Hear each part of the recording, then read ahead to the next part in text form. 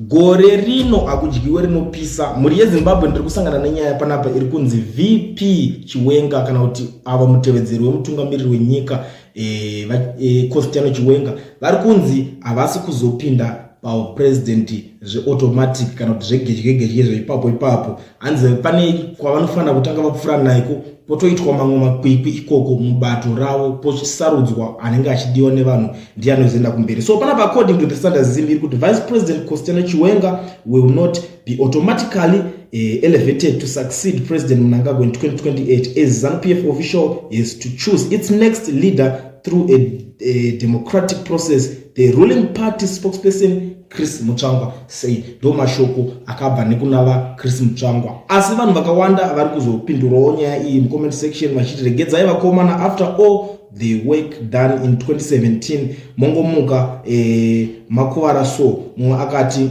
this wants the throne too. Mumwe akati that has never happened in ZANU-PF presidential election. Do they believe in democracy? Ari kutobvunzo mumwe ari kuti choose their next leader through democratic process when they could Mugabe through an democratic process. Mumwe ari kutaura mumwe akati ED came back as president a week after he was fired kuZANU-PF. Mumwe ari kuti how was ED chosen? This democratic process happened where zvakaitika kupi? Umwe akati magara munoda zvekutanga machema kuti muzodzidza General Chiwenga is already in charge. Mumwe ari kutaura mumwe akati ndokwa zvakatangira. Mumwe ari kuti how did he become the vice president in the first place? Mumwe ari kubvunza mubvunzo wake. Mumwe ari kuti Chris is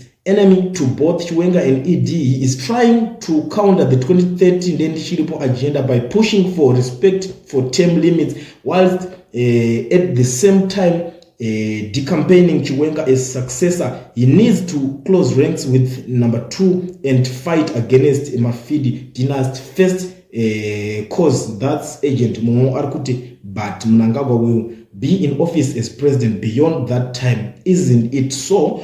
Mumwe arikuti democratic lies, they always choose Mugabe but deep inside they never wanted him at the end of it, or they will elect Chiwenga. Mumwewo ari kuzobudikira ari kuti these guys needs to retire. Their mindset is not in congregant with their people's interest. It's a dead group of dead mindset and have no idea about what is leadership.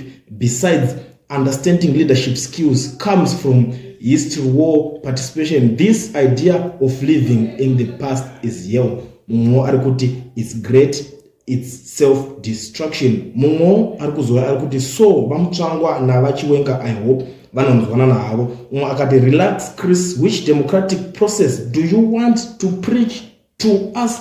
Vanhu vamwe vari kuzviramba, vamwe vari kuwirirana nazvo, asi nyaya hombe yakangobva nekuna vaKristu Mutsvangwa ndo vakatanga kuparura nyaya iyoyo vachitaura kuti apa panotombotanga paitwa mamwe tingati dzimwe sarudzo dzichaitwa dzekubatwa kwawo ikoko dzinoitwa through congress yavo, ndo pachazoonekwa kuti posarudzwa mumwe mutungamiriri upi achange ari ipapo. Asi veruzhinjiwo vari kuzviramba nekuti vari kuti even vamunanga kupinda kwakaita kwashe ipapo hatina kunyatsozvinzwisisa kuti vakapinda sei, nekuti vari kunzi vakadzingwa navaMugabe vakazodzoka svondo rinotevera vakutodzoka vachinzi vatova mutungamiriri weZimbabwe. Ndo nyaya dzimwe dziri kutaurika munyika yenyu yeZimbabwe, muri yeZimbabwe. Saka ndangouya nenyaya iyi kuti ndingoonesana nemi ndichikuzivisai zvinenge zvichiitika. Kana uchinge washanya pana pakari kekutanga panonzi paKulian TV, gara wasubscribe, ukomenta, ulike, ushare, ndoramba ndichidzoka nema updates nezvimwe zvese zvinenge zvichiitika.